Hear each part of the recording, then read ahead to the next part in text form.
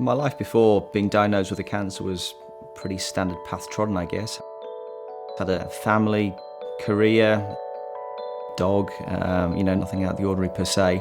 Loved fitness and health, did a lot of sport, a lot of rugby coaching and triathlon. So up until the diagnosis, as far as I was concerned, I was fit, healthy and living a reasonably productive and happy life.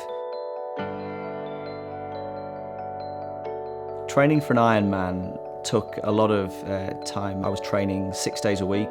The way I felt in the lead up to the race, I felt fine, a little bit tired and slightly under the weather, but nothing that would have stopped me from actually completing the race. I felt ready.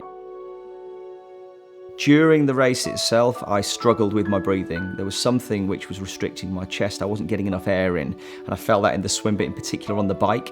Then, having finished the race, felt tired. I remember going back to the holiday home we were staying with family, and everyone wanted to stay up and celebrate, and I just wanted to go to bed, and I couldn't sleep, and then found myself in the Countess of Chester with pneumonia, sepsis and Legionnaires, and it's since that initial diagnosis that things unravelled, and unfortunately the diagnosis of myeloma.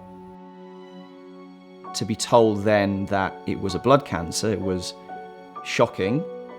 It felt like I had my head underwater. The sound just disappeared, and the doctor was talking to me, but my head was spinning. I just shut down and literally stopped taking on board anything. It didn't make sense. I made you have this photo done. You obviously didn't want it done, hence the expression. But yeah, you were refusing to acknowledge that this was actually happening to you, so you were refusing to sit in the stereotypical chair. Because I honestly assumed that they would say it was a mistake. Yeah. And prognosis I was given when I was told I had myeloma was 7 years, and that was 2 years ago. There isn't a donor out there on the list for me yet, but that means there is a donor out there somewhere. I just have to find them. So that was great for me. It's like, bang, finally, I've got something I can help myself with here. I decided to set up this 10,000 donors campaign, raise awareness, going out and presenting to people, and get more people signed up to the stem cell donor register. Jenny and I have worked hard to create a secure environment. We try and be the best parents we can be. I have to take advantage of every single interaction I have with them, because if I'm not here in 5 years or 10 years, and I fully expect to be, but if I'm not, then it's up to me to make sure I fulfill my role as a dad for as long as I possibly can do, and that's how I do it.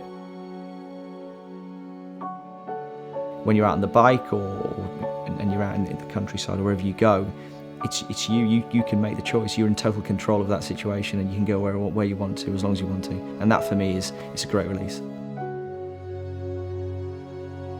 It's mine. It's not something that cancer can take away. I'm not going to let it take it away. It's something I can hold on to and keeps me being me.